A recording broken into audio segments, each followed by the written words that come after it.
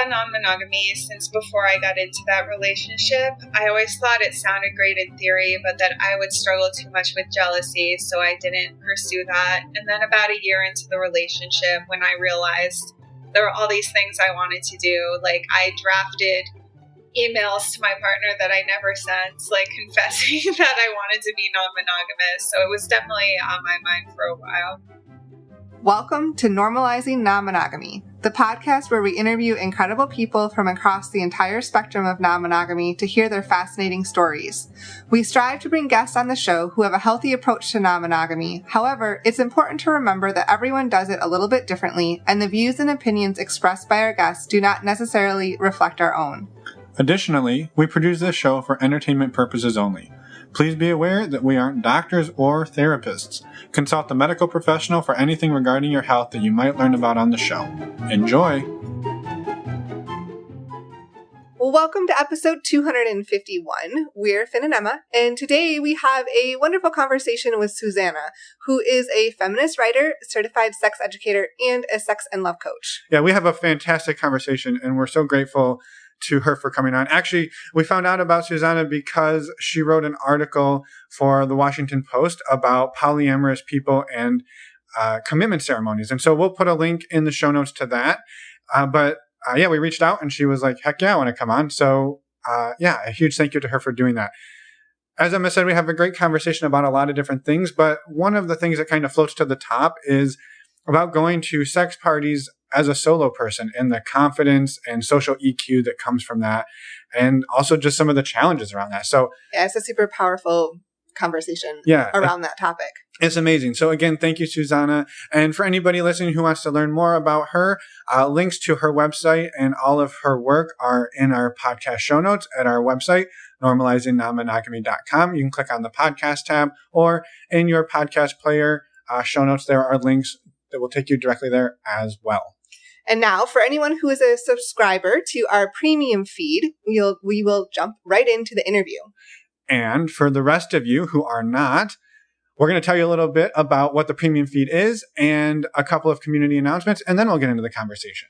We just launched our premium feed a few weeks ago, and we're really excited about it. It's a way for you to listen to our interviews as well as any upcoming bonus content that we're going to publish without our community announcements at the front or any advertisements. So we will still be doing the community announcements at the end, so you won't miss out on all of that, but it lets you just jump right into the interview. Yeah, as Emma said, we're super excited. And the way to sign up for this is over at our website. You can click on any of the podcast show notes from recently, or in your podcast player show notes. There are direct links there as well. And the model that we've chose to do this is a pay what feels good. So it can be as little as $2 a month or $2 a year. And you get to pick the price beyond that. And so anybody who has subscribed already, a huge thank you to you, although you can't hear this because you're a subscriber. And if you're a Patreon subscriber, you get this included in your Patreon benefits. And the information on how to sign up is posted in Patreon, or you can send us a message and we will help you out with that. And as a bonus, you get to feel good by supporting your independent content creators as well. AKA us. So thank you in advance. We appreciate you. And we're excited to have new exciting content coming up soon. Beyond that, a couple of additional community announcements. First up, a huge thank you to our Patreon subscribers, the ones who haven't gone and got their premium feed, are listening to this. Thank you to all of you. We are over 250 Patreon subscribers at 250 episodes. I think that's perfect. That's amazing. Yes. And for those of you who are not familiar with our Patreon community, we have ongoing MeWe chats. We have monthly Q&As, and we have men's groups and women's groups. We would love to have you come check it out. You can find all of the information on our website, normalizingnonmonogamy.com, and click on the Patreon button. Yeah, again, it's been a huge source of support for Emma and me, and we've made some amazing, incredible friends out of this community. Actually, in fact, this isn't really relevant, but we're going out to a burlesque show tonight. We're recording this on Saturday morning. We're going to a burlesque show with a handful of Patreon subscribers in San Francisco. And so we're super pumped about that. So that's the kind of awesome stuff you get to do if you're part of the community. And you know what? We didn't even organize it. They organized it themselves. And invited us. And we just get to tag along. So, we're super pumped for that. And so, check it out. It's a couple bucks a month, and we'd love to have you. We also have virtual meet and greets that are open to anyone. You do not have to be a Patreon member for these. We would request that you are open-minded and respectful, but you're open to anyone. We would love to have you join us. We actually just had one last night, but we'll have another one in September. It'll be September 27th, and you can go onto our website and sign up. Yeah, we'd love to see you there. And when Emma says last night, she means last night when you're listening to this, not when we're recording it. And nobody really cares. I don't even know why I felt compelled to say that. It was not relevant, but it's okay. Not relevant at all. Please keep talking, Emma, so I stop talking. Another reminder that you can go to our website and find our shirts. They say "Give Love" with our logo in the middle. We are so excited about these, and you can go purchase your own. So they don't say anything about non-monogamy directly on them. It's just give love. So we hope that... Or indirectly. Or indirectly. They don't say it at all. So we hope that this encourages you and makes you feel like you can wear it anywhere you want. And we are, well, as we said, we're going to a burlesque show today, and all of us are wearing Give Love shirts. Yes. So that'll be awesome. Maybe we'll get a photo. That would be cool. All right. We'll see if we remember that. The other thing we wanted to remind you all of is stdcheck.com. That is Emma and I's favorite way to get tested for STIs. We've been using this service for years. We absolutely love it. It is fast. It is easy. It is discreet. And at about $129 exactly, about, when you use the links on our show notes, it is affordable. The links save you $10 and they help support the show financially. And so we wanted to say a huge thank you to anybody who has used the links in the past and to all of you who are going to go use the links in the future. So thank you. And thank you for being awesome sexual health advocates. We appreciate it. Links to get that discount are in your podcast player show notes or on our website under the resources tab or on the podcast show notes on our website. And all of that can be found at normalizingnonmonogamy.com. And while you're there, you can also send us an email or send us a voicemail, and we will respond to you as fast as we possibly can, usually within a day or so. Yes. We also have one other thing I wanted to mention, and that is a reminder, something new that we have done this year that you may not know about is that all of our episodes are available on YouTube as well. And I believe you mean the YouTube. The YouTube, sure. And if you go there, there's also transcripts available when you go and watch that YouTube video. And you can actually download those transcripts. So we just wanted to mention that that is a resource that's available because we hadn't mentioned that before. And it's important. Yeah, we've had people reach out to us over the last few years asking if they can get transcripts of our episodes because they maybe have somebody in their orbit who can't hear. And so it's not that we haven't wanted to do it. It's just super duper expensive to pay a service to do it. And so we finally got around to putting them on YouTube, and YouTube creates closed captions. They're not perfect, but it is definitely better than what we had before. And so we're going to keep working to improve this, but we wanted to make everybody aware. Yes. And now, the thing you've all been waiting for. Let's go talk to Suzannah. Welcome to the podcast, Suzannah. We're excited to have you here. We're excited to talk to you more. We actually found you through, you're a journalist, and one of the articles you wrote recently for the Washington Post was about how polyamorous people are making commitments to multiple partners. And we reached out and wanted to have you on the show, and here you are. So we're super excited you're here. Thank you for talking to us today. Thank you. Yeah. Do you mind starting by just introducing yourself at whatever level you're comfortable with? Sure. My name is Suzannah Weiss. I'm a feminist writer, a certified sex educator, and a sex and love coach. Awesome. And I know I dug into your bio a bit on your website and in all of the things. And I think you described it as an inconvenient realization, perhaps, that you were not monogamous. And so we'd love to hear about that realization and when did that happen? How did that happen? And can you take us back to that time? Sure. I was in a 3-year relationship and I cheated multiple times, and I was on a journey of self-discovery and realized I didn't want to sacrifice my ability to have additional relationships for the relationship I had. And so eventually, I sought advice from a number of people. A lot of them told me maybe it was because I didn't really love my partner, or maybe it was because I had unresolved issues with my parents. But one of them said, maybe the problem isn't that you're wanting other relationships. Maybe the problem is that you, A, are not telling your partner, and B, are not in a relationship where you can do that. And so I started thinking about that and realized that I wouldn't be happy if I had to be monogamous for the rest of my life. And so the relationship, I say that we broke up over a 90-minute orgasm because the story is, because I'm a sex and relationship writer, I sometimes get offers to try out different experiences. And there was this one man who's a sex coach. His name is Kenneth Play. It's fine if I've written about this. And he does a technique on women called the 90-minute orgasm, where he gives you multiple orgasms over 90 minutes that feel like one big one. And he was like, why don't I try this on you? And you could write an article about it. And I wanted to change my ways in terms of how I handled my partnership. So this time I actually asked my partner. I sent him an email explaining why I wanted to do this and why in general I felt like I needed some wiggle room when it came to monogamy because of my profession, because I get asked to do things like this and just because that's me. And he got angry and saw it as an insult to him and an insult to his sexual skills. And that was how we broke up.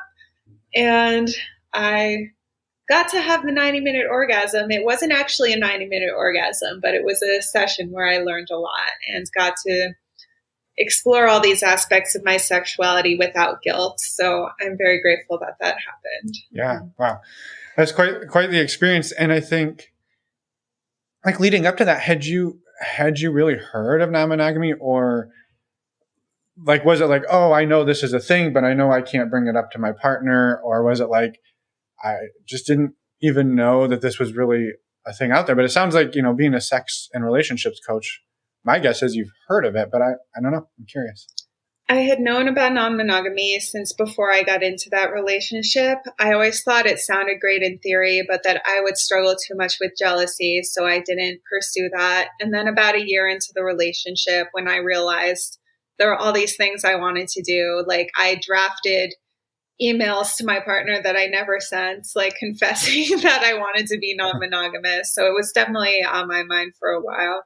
Yeah. Mm-hmm. Before this relationship, this 3-year relationship, did you have any other relationships that allowed you to explore any other part of yourself? Or was this really the first one that really kind of hit home for you? I actually kind of cheated on my first boyfriend too. I was just not great at monogamy. Like of the 3 serious relationships I've had, I cheated in 2 of them. So like it was, but even at that time I was like, but I would get too jealous. I could never actually like do this. Yeah, it sounds very much like an internal struggle. Like I don't think I'm monogamous, but I don't know if I could actually be non-monogamous because I would struggle too much with jealousy. And that internal narrative seems pretty strong there. Mm-hmm.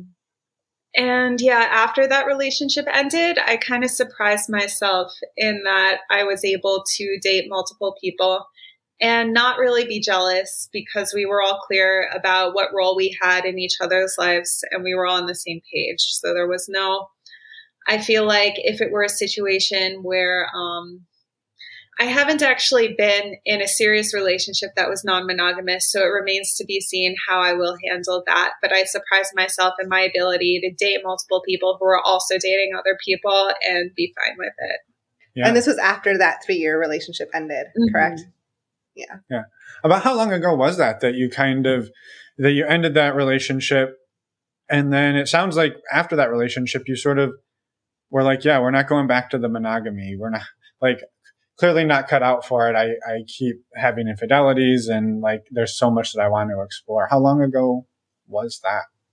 That was in 2019. So yeah, I had a few months with a lot of exploration, and then there was the pandemic and that kind of slowed everything down. Yeah. Mm-hmm. Yeah. And so what did that, you said that, I guess, a few months of exploration, like, because that's a kind of a scary thing. I mean, it's exciting, right? But also kind of scary, probably coming out of that 3-year, quote unquote, secure relationship. And now you have like everything sort of laid at your feet. How did that go? It was great. I went to sex parties every weekend for a summer and learned how to confidently approach people. And then I moved to LA September of that year and started dating. I think at one time I was dating 5 people at once, and they each had their own role. Like one was more of just like it was mainly sex, and then one was like mostly a friend, and then they each had, and one was sort of like a dom, and they each had their own role. And then then I started dating someone else for a little while, and there was, I guess, some miscommunication. Like we were both not looking for monogamy, but I think he still wanted something a little more. I miss those times though. It was a lot of fun, and I want to have a situation like that again, I think, where I'm like dating multiple people at once and just having the chance to explore different facets of my sexuality and my personality. Mm-hmm. Yeah. Go ahead. Yeah. Did most of those relationships, it sounds like, kind of transitioned and out as COVID hit and as the pandemic started? Is that kind of the timing of it then? Yeah, it wasn't really because of the pandemic. It was almost like they all transitioned out right before the pandemic. And then there were just no options left. Right. Yeah. Well, and so it sounds like, but you said like you'd love to get back to that. Is that something that is like, I don't want to say on the agenda, but like, is that something that over the last couple of years you've been craving and working towards, like figuring out what is sort of like your utopia, like your personal relationship utopia? Like, is that something you've put any thought into? Yes, a lot of thought, like so much thought that it's oddly specific. My utopia is I have a husband who is also my dom, and I have a boyfriend who's like more of a switch, and where I could be both sub and dom. And the husband is my everything and my main person. And we live on the top floor of a house, and the boyfriend lives on the bottom floor. And every once in a while, I go downstairs to sleep with the boyfriend, and the husband punishes me. That's my dream. Well, I think it's important that you know what you want, and it sounds like you've got it kind of figured out. I love it. But in the short term, maybe it's dating lots of people to see if you can find those. Is that kind of, like you said, you were going to sex parties almost every weekend, and you were dating lots of people, and you were loving that piece. Like, I guess, where do you see yourself going, like from where you are today, like to the building blocks to the utopia? Oh my gosh. Yeah, it's weird because I want that, but I also don't quite feel ready for it. Like, yeah, I feel like the building blocks right now is to find a number of people who I can communicate honestly with and are on the same page as me and just help me. I've been through a lot the past few years, and I think I would just like some people to help me get back into my body and experience my sexuality again. I've dealt with some health problems, including sexual health problems and a big heartbreak. And like, so all I'm looking for is just to like feel safe in a relationship again. And like then we can worry about the husband. Yeah. No, I'm sorry to hear that. It's been a hellish couple of years. That's so hard. So I'm curious. I know that it's been a couple of years, but it sounds like the sex parties and just that the adventure of dating multiple people really helped you learn more about yourself. And I was wondering if you could expand a little bit more on that time from a few years ago and kind of what you learned from that time and maybe even challenges you encountered too. Until I was 25, I had never had an orgasm with a partner. And it was that, like, my first orgasms with a partner were with that 3-year boyfriend. And after that, I was afraid that he was the only one who could do it. So it was almost a journey to discover my capacity to feel pleasure with different partners. And it was, delightful realizing I could orgasm with everyone and express myself sexually with everyone and just experience new forms of pleasure. Like with one guy, like we would always use a vibrator, and then with one, like, I don't know, it was more about fingering, and it was just like different ways of learning about my body. And yeah, one of them introduced me to BDSM. And yeah, at sex parties, I think the biggest thing of that was just learning to feel confident in my desirability and being surprised by like who I could approach and get a yes from. And that instilled a lot of confidence in me. Yeah. Well, I think that's such a huge, I don't know, like it's, as an introvert myself, like approaching people anywhere is a challenge, but like, well, let's go approach somebody at a sex party and see how that goes. Right. And so we've been to a fair amount ourselves. And like I think one of the things that I have to push out of my own mindset is just because you're talking to somebody doesn't mean that something has to happen or even that there's interest. It could just be like, hey, you look like a nice person. Let's have a conversation and just be humans who are kind to each other. And so like, I just think that's like such a huge skill to like develop, and then to develop it in that environment, I think is pretty impressive. So yeah, I don't know how did you, like, what did that process look like for you? Like building that, like even just going to your first sex party by yourself, like that's kind of a big thing to do. I left my first few sex parties feeling really rejected. I remember going up to people and them not wanting to play for various reasons. And I think in my third, I met someone who actually we didn't play, but we went on a date a little bit later. So I got a little more confident. And then it was my fourth sex party. There was this guy who I thought looked like Chris Evans, who's my celebrity crush. And I like had my eye on him the whole time, but didn't think he would play with me. So I was like asking other people to play who I didn't even really want to play with and getting rejected by them and like feeling all sullen. And then, what happened exactly? Another guy asked me to play, then introduced me to the Chris Evans guy, who we'll just call Chris because I don't want to give away names.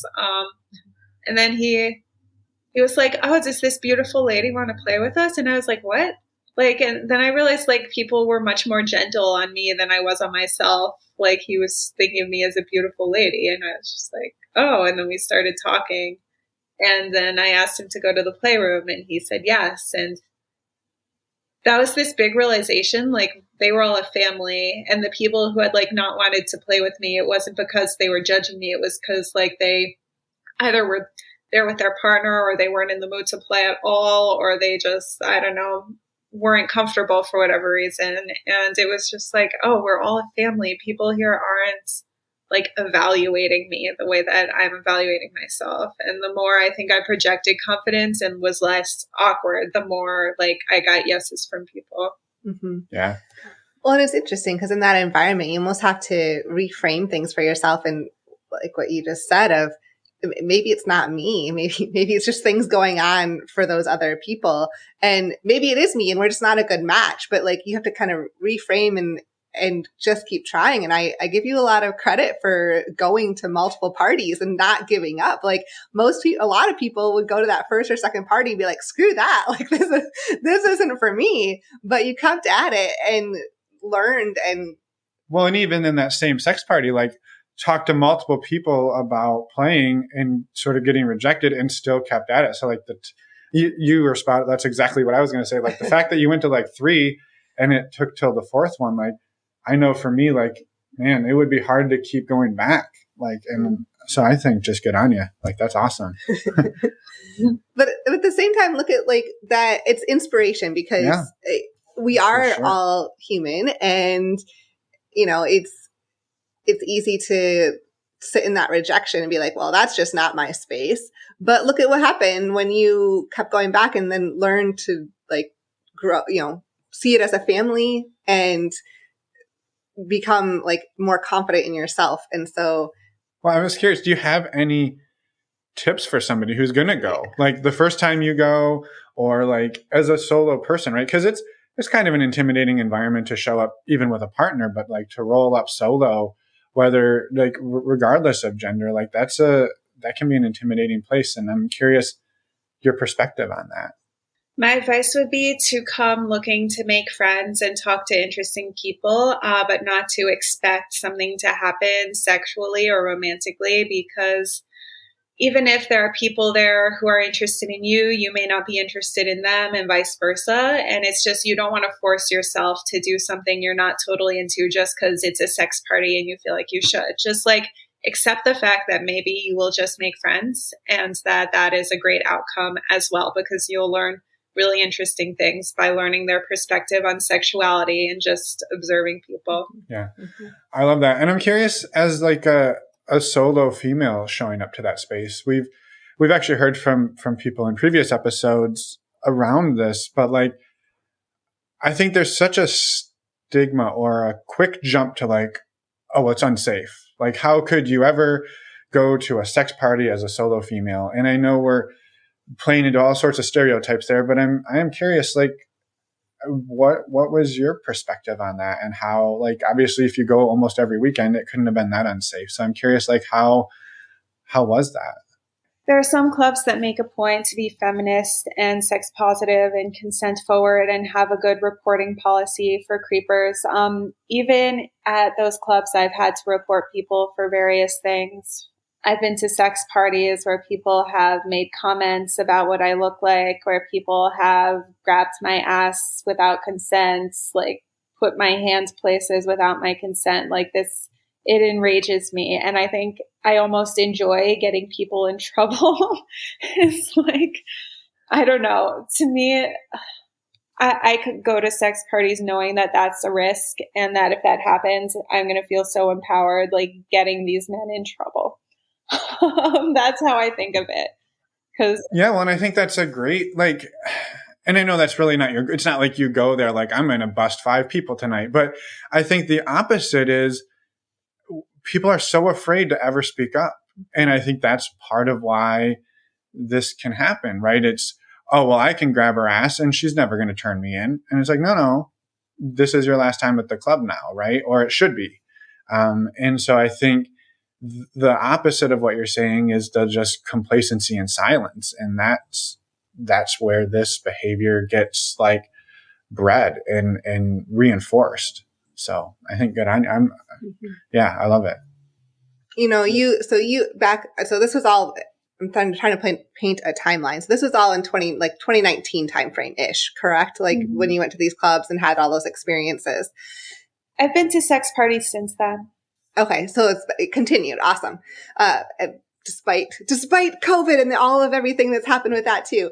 But I'm glad that you've been able to get out. And that kind of leads to my question. If earlier you shared that, you know, the last few years have been pretty difficult, like you've dealt with some health problems. And I imagine that there's other people out there that can relate to that. Like they've gone through their own struggles and they're looking to get back out there, and try to find a relationship or relationships that work for them. And do you have any thoughts of like what you want to, how you want to put yourself out there, what you'd recommend to other people to try to transition and do that? I'd say the same thing as what I said about sex parties, not to force anything, to understand that like if you're having trouble finding relationships right now, it's not your fault. You know, it's the time that we're in, and it may be the stage in your life that you're in, that maybe it's time to be single and learn some things before you get into your next relationship. So don't like beat yourself up over not being in a relationship, and also don't settle for somebody who just so you could have someone. Just like be okay spending time by yourself, understand that it's not forever, and then you will you know, once you are ready, then the right person or people will come in and you'll be in a good place to be with them because you'll have like done that work on yourself and learned to sort of maybe examine the need that you felt to be with other people and learned how to supply those needs yourself. Mm-hmm. Yeah. I'm curious too, back at the sort of the outset, coming out of the relationship, the 3-year relationship, when you kind of identified, like, I have all these things I want to experience, I don't probably want to be in a monogamous relationship again. Did you kind of have an idea of what you wanted that to look like at that point? Like, was it, I wanted to be like more casual with a bunch of different partners, or I'm thinking polyamory with like a sort of an anchor partner and some, you know, some satellites off of that? Or like, I guess, how did you approach that sort of jumping off point? So at the time, it wasn't even about like wanting to hook up with other people. It was about wanting to do things like sexological body work. Like I was seeing people called sexological body workers who are like hands-on healers who will like touch you, but for you to learn about your sexuality. I was doing a practice called orgasmic meditation, which I don't endorse the company that spread this practice. I don't know if you know this story, but there's a company called One Taste that spreads this practice called orgasmic meditation, where a man strokes the upper left quadrant of a woman's clitoris for 13 minutes. And it's like a meditative practice. You don't hook up, you just do that. And it's like a consciousness exercise where you supposedly reach meditative states. And yeah, that company has done some corrupt things, but that practice itself I was getting into, and doing things like I told you, like that coach, like it was really just stuff like that that I wanted to be able to do, like for work largely. And so after I got out of that relationship, I trained as a sexological body worker and, threw myself into orgasmic meditation. And I think what I had in mind was, I don't know how much to share. I had actually like had this weird feeling like I was about to meet my soulmate. And so I was like, I am going to just enjoy playing around right now because I know my soulmate's coming anyway. So I know like one day that person will like become my primary partner. So for now, I'm just gonna like have fun with a bunch of people. Yeah. I love it. Just sort of like let's throw myself into the exploration and see what comes out. And I guess through that experience, like what were some of the big takeaways? Because I know you touched on it a few minutes ago about like you hadn't been able to have an orgasm other than with yourself, and you kind of discovered that and have discovered since that like that's possible. But like, were there other either sexual or just interpersonal like realizations and developments that came through this sort of like deep dive into all things like sexual, relationship, love?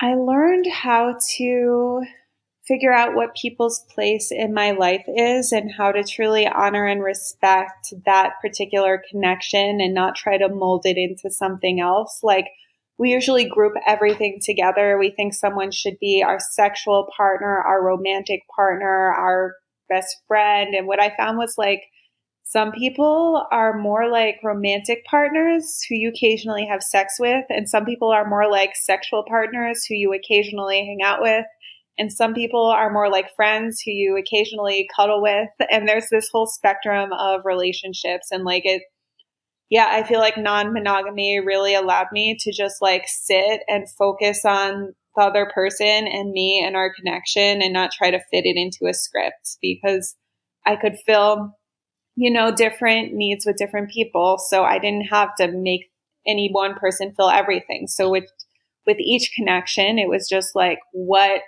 is this meant to be in my life? How, and not force anything else. Yeah. That's such a huge realization and can be a big challenge, right? Especially if you come from the monogamous mindset that like your partner is everything or should be everything, and to realize that like, is that possible? Perhaps, but like it's a pretty tall order to place on somebody and to place on yourself for somebody else. So that's a huge one. So thank you for sharing.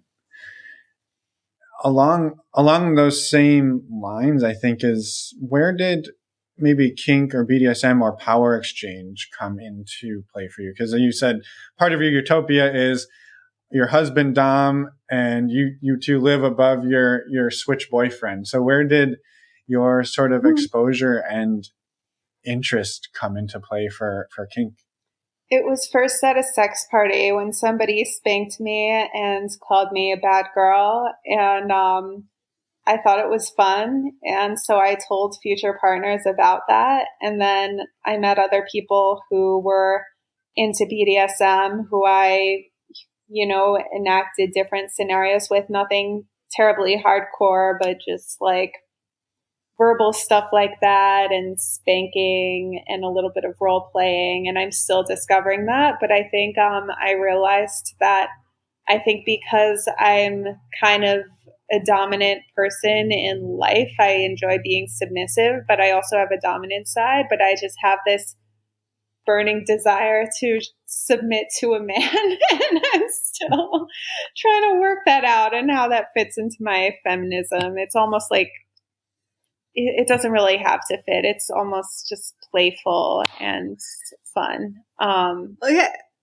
Sorry, I want to just comment, like, as a feminist and the work that you do, I'm sure it's hard. You're like, how could I have this desire to submit to a man when, hey, like, I'm this confident, dominant woman?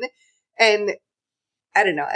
That makes sense. So that kind of internal struggle and looking at it like play is likely like a good way to do that. I know. I imagine it'll just be an ongoing joke, like between me and my husband. Like he'll just tease me, like, "Oh, you're just a little slut inside." Yeah, you're not a real feminist, but I think if you were to probably talk, I imagine you're not the only one that like to be. We hear this. I think probably I hear a lot on Dan Savage, where he'll like reference like this super A-type personality, bold businessman, CEO, and then in his spare time goes home and has a dominatrix, right? Because like doesn't want that power in his personal life. And it's not that you want to give up all of your power, but like it's a play. It allows you to explore other aspects of who you are in a safe, consensual, controlled environment. And I think there's a lot to that. So yeah. Mm-hmm. Mm-hmm. Love it. How open in your life are you about your relationship structure, like with your family and friends, and what you're interested in there, and how have those conversations gone? My friends are all, I think I have a few friends who maybe don't quite get it, but for the most part, like my friends either are the same way or think it's cool.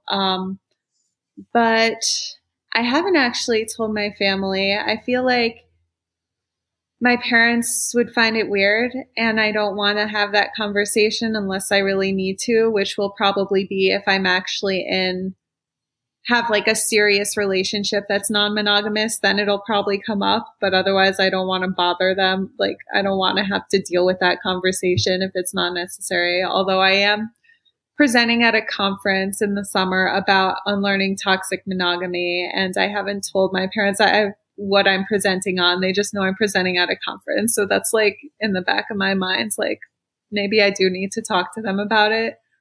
I don't know. I just feel like some people, I feel like they're in that camp of people who think like that stuff never works. Or it's like, I have a lot of people say this to me, like, yeah, like in reality, when I look at people who have those relationships, I just don't see them working, which I don't know who they're looking at, because I see plenty of them working, but I think they're of that mindset that like those relationships just don't work. Yeah. Have you encountered that in the work that you do of like seeing the relationships, like non-monogamous relationships working? Yeah. I mean, I think some of my clients with the healthiest relationships are non-monogamous, because like they're the people who are actually like really devoted to being themselves and honoring who each other is, and like not blindly following a script, but are really thoughtful about their relationships. Yeah. Which is super hard to do, because it's so easy to just fall into a groove, or to do, you watch everybody else around you do it and you're just like, well, that looks like it's working, I'll do that. And that's such monogamy? Anything in life, but yeah, monogamy included. So yeah, I think maybe like I'd love to hear too a bit, Suzannah, like your background, like that brought you into coaching and all of this exploration is very, in a lot of ways, sort of like academic. Like, oh, I want to experience this so-called 90-minute orgasm. Let's go and do an experiment and see if that's a thing. And what's the next thing I can experiment with, and sort of like throwing yourself into that. But like, what is your personal, like, if you're comfortable sharing, like your education and personal background that has sort of brought you into this sphere of like personal growth and personal development and relationships and all of the things? It started in college, my interest in sexuality. I took a sexuality workshop, and it was the first time I had just like been able to have my sexuality embraced, and had sort of been like, was able to see myself as more than a passive object, because I just had gotten the message in various ways that like women, like men really wanted sex, and women, like an empowered woman was someone who was able to say no to like men's raging desire. And that was just not my version of empowerment. My version was like, I'm the one with the raging desire. You could say yes or no to me. Like, why are men always the ones like asking the question, coming up with the ideas, initiating things? That doesn't make sense. And I finally like, in college, in that sexuality workshop and in those gender studies classes, I studied gender and sexuality studies, like learned new ways of thinking about gender that wasn't so binary, that both collapsed the male-female binary and saw people within that binary as not necessarily conforming to stereotypes. My tattoo, I don't know if you could see it. It's like an octopus swallowing a ship. The octopus is like, I read this paper arguing that an octopus was like a pussy. In literature and in popular culture, there are different examples like James Bond Octopussy, and this book, Victor Hugo's Toilers of the Sea, about sailors being eaten by a giant octopus. And it just talks about it, how in the popular imagination, the octopus was like this forceful female sexuality, and that like symbolizes the thing I was missing my whole life, like a way to think about my body as more than a passive receptacle. And so that's just what's brought me to where I am, I think, this desire to let women, like, to make sure everyone knows women aren't just objects, we're subjects. And we could be objects if we want to, but that's also being a subject if you want to, because you're the subject of that sentence, I want. And yeah, I'm actually working on a book about this, how like women are always the object of the sentence. Like men look at women, men, whatever, want women, and like, let's put women at the subject of the sentence and talk about what we look at, what we want, and not just what we look like and whether we're wanted. Yeah.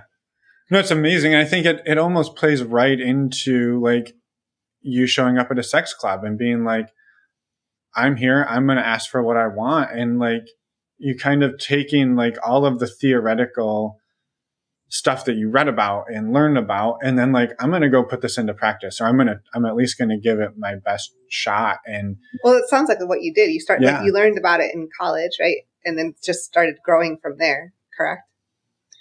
Yeah. And then, I had some other jobs after college, but that was always on my mind. And I started while I was in a different job writing stuff and submitting at places, and finally was able to do that full time. And I realized that's where my passion was. And so then I got trained as a sex educator and coach.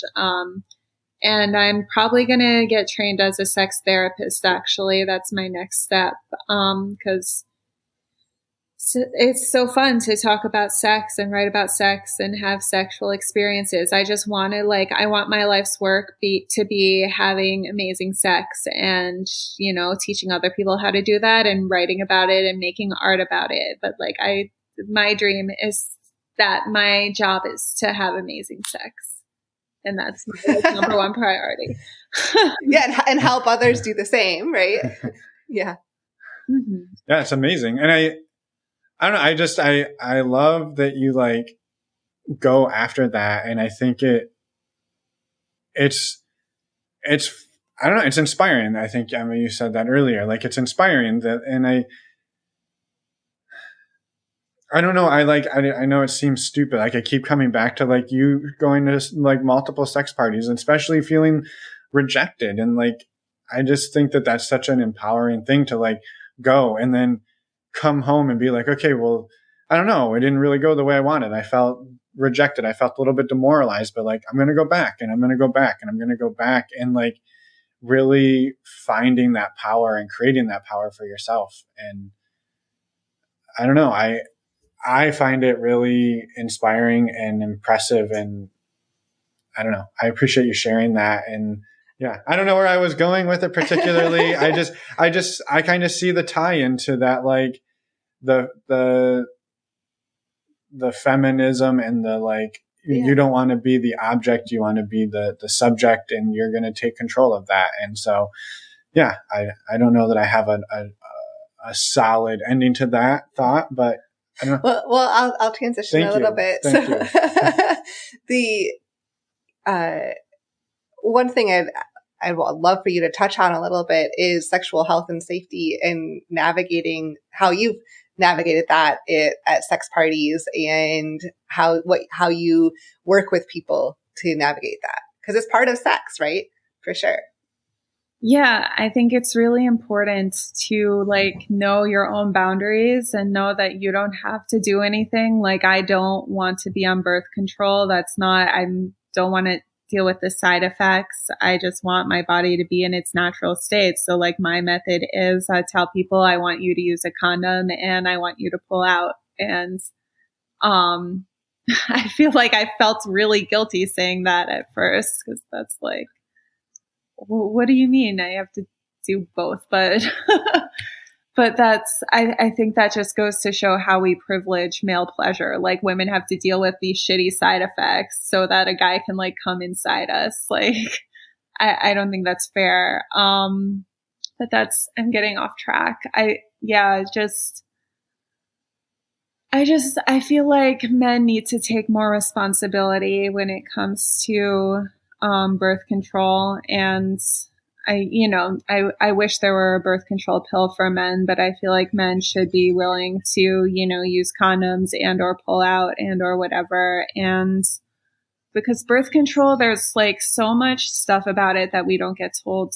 Like, a lot of women experience pain during sex from being on birth control, things like problems with arousal or orgasm, or even bladder pain, like scary stuff. And I have strong opinions about that. But anyway, regardless of your method, it's important to have conversations with people and just like let them know straight up what your boundaries are. And like, if the person really wants to have sex with you, they're probably not gonna not have sex with you because you like have certain boundaries. So like, well, and I think what you touched on right at the beginning is a great thing to share, is like and we've had other friends who have said, yeah, they always have like a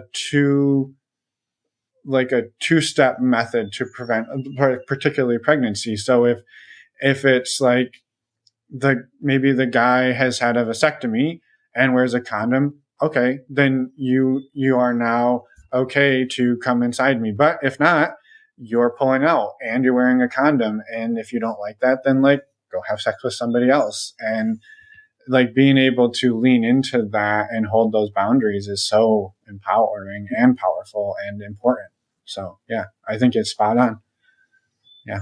And like, yeah, just people shouldn't be afraid to talk about that stuff and to talk about STIs, because a lot of people have them. And, I hope we can live in a world where somebody can just say, I have herpes. Here's what I do to prevent it. If you want, I could just focus on pleasing you. Like, here's like the chances of spreading it if we, have intercourse versus oral sex, and just like have that out on the table, because it's like so many people who have STIs. Yeah. Yeah. It's normalizing it, right? Like, that's part of having those conversations, and not trying to not make it a shameful thing, because again, we're all human, and it's helpful. I think the more we can talk about it, the more people are comfortable talking about it. So we have to lead by example. Exactly. I know we've touched on a lot of different things, and I really appreciate that. And I think one thing that like I would love to hear is sort of for you, what is it that keeps you sort of coming back and interested in non-monogamy or in sort of alternative relationship styles? And I think I could probably piece it together based on a lot of what we've talked about, but I'm curious if you could sort of maybe just sum it up for us, because I think there's been so much you've shared that's been a positive impact on your life, that just to hear a few final thoughts on that from you, and then talking a bit about your work and your writing and where people can find you and your coaching and all of the amazing stuff that you're doing. Yeah, I think what my commitment to non-monogamy comes from a commitment to simply not having rules on a relationship, or maybe even non-monogamous relationships have rules, but I would like to be in a situation where those rules are coming from each person, not external, and where they can be renegotiated. And what I said earlier about just honoring whatever the connection is with each person. Like, how do you know that if you get married, that you're not going to have a connection with someone else that calls on being explored? I want to be able to honor every connection I have in the moment. And that means I don't know who I'm going to be to someone else. I want the connection to show up and be seen, and for me to follow that natural flow of things rather than imposing an external structure on it. And I hope that it can also just be a way of being playful. Like the vision I have of like a husband punishing me for having sex with the guy on the side is just a way of like making light of some of these things that are so heavy, like jealousy, like this, sort of trope of unfaithfulness or competition. It's just a way of making light of some of that stuff and just not getting so serious about everything. There was a second part of the question, like yeah. Where can people find you and the work that you do? And well, before that, I want to say, like, I love that. I think that's amazing. Like, it's, in a lot of ways, it's sort of a game. Like, I want to have fun with this. I want to take some of the gravity out of it and just enjoy it for what it is, and enjoy the partners in my life for who they are. And let's co-create together and build something that works for everybody. So I love that. Yeah. And then, yeah, I do too.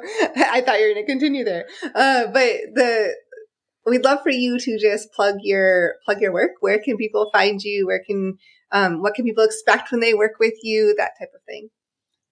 Sure. Let's see. So you can find me on Twitter, Suzannah Weiss. Do you need me to spell that, or will it be right? Nope. Links will be in the show notes. Yeah. Instagram is the reverse Weiss Suzannah. My website is SuzannahWeiss.com. I offer one-on-one coaching where we talk on the phone regularly about whatever your sex or relationship problems are. And I also teach some courses. I have a course specifically for men who sleep with women coming up starting in August, pleasing and empowering women in the bedroom. I'm doing a course for women right now called Living Life Orgasmically, and we'll probably do that again next year. And I also have a free course available on my website called The Orgasm Cure for people with vulvas who have trouble with orgasms or want to improve their orgasms. So yeah, that's like a snapshot of different things I offer.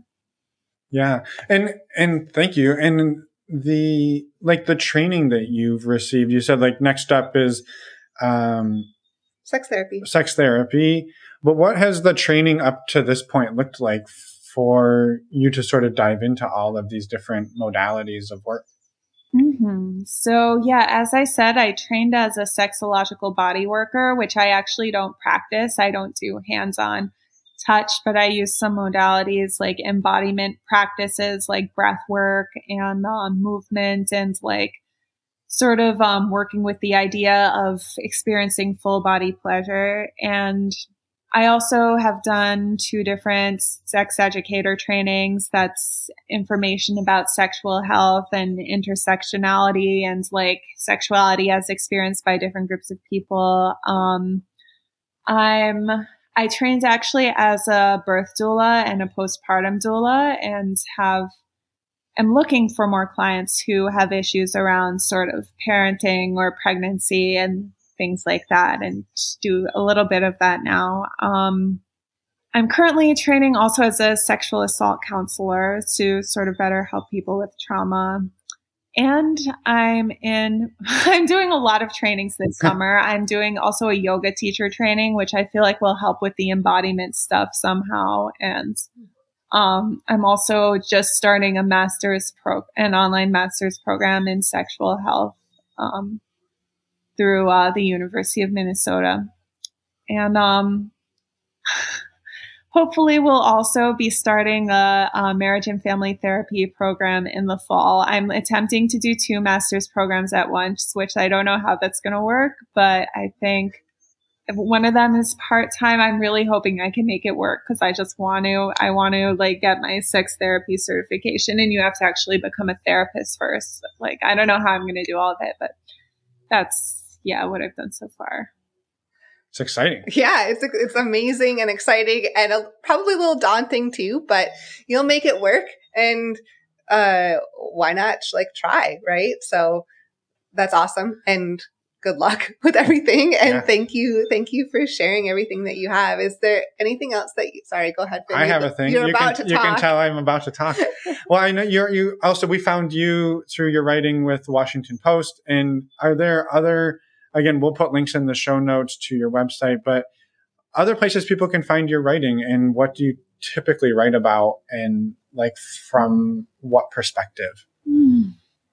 Yeah, I've written for the New York Times, the Washington Post, New York Magazine. These days I write a lot for Glamour and Men's Health, somewhat for Vice still. I've written for Teen Vogue and a whole bunch of places you can find on my website. I think a lot of what I write about is around sexual empowerment from different angles, and sexual health, and just looking at underrepresented groups of people and how they experience sexuality, and particularly women's sexual empowerment. I also do a bit of writing about psychedelics and overall wellness.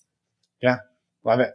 Well, thank you for that work. And now carry on. I'm sorry to mean to interrupt your exit of the interview. Is there anything else you'd like to get out there in the world before we let you go and enjoy the rest of your day? No, I don't think so. Awesome. Well, thank you again, Suzannah, for all of your time and your work and all of the degrees that you're working on. So it's impressive, and we can't wait to hopefully follow up in a couple of years and see where everything's at. So thank you. Yeah, thank you. And we're back. Oh, it's been a while since we've done a same timer. Nailed it. Thank you so much, Suzannah, for coming on the show and for sharing your story, and for all of the work that you're doing out there as well. Yeah, we appreciate it greatly, and definitely go check out her writing. Links, again, are in the show notes to her website and to other work. There's also an additional link in there that we wanted to mention. Suzannah talked about One Taste, which was the orgasmic meditation company that she sort of had some affiliation with, or took some of their participated in. And she talked a little bit about some of the ethical controversies around that. And so we included a link in the show notes to a Bloomberg article about that, and encourage you to go check that out if you would like.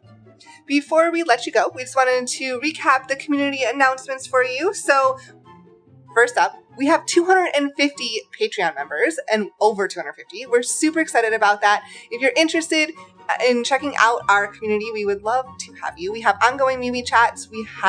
Which is just a chat platform. I say that so fast, like everyone knows what MeWe is, but not everyone does. So it's just a chat platform. We have monthly Q&As, and we have men's and women's groups as well. Yep, and we have an upcoming virtual meet and greet on September 27th. We just had one a couple of days ago, actually yesterday, and it was awesome. And so we'd love to see you at the next one. And that, just to be clear, the meet and greets are open to anyone. You don't have to be a Patreon member to join. Yep, and the other thing we wanted to say out here in the outro is our episodes are now on YouTube. And so if you or somebody you know perhaps is hearing impaired, they have transcripts or closed captioning, so you can listen to our episodes or read our episodes. And again, that's not a perfect science, but it's definitely better than we've had in the past. And so please give us feedback on this if you can. We would love to hear it. And you can also reach out to us at our website, normalizingnonmonogamy.com. Click on the Contact Us tab. You can send us an email. You can send us a voicemail. We'd love to hear from you, and we hope to hear from you. And while you're there, you can also buy a shirt if you want a Give Love shirt. That is it. That's all we've got for you. Next week, we have a fantastic conversation with Michelle and Ron, a couple of transplants to Australia. And it's a great conversation, and we're super excited for it. So come back next week and have a listen. Yeah, and until then, enjoy your week. Bye, everyone. Thanks for listening.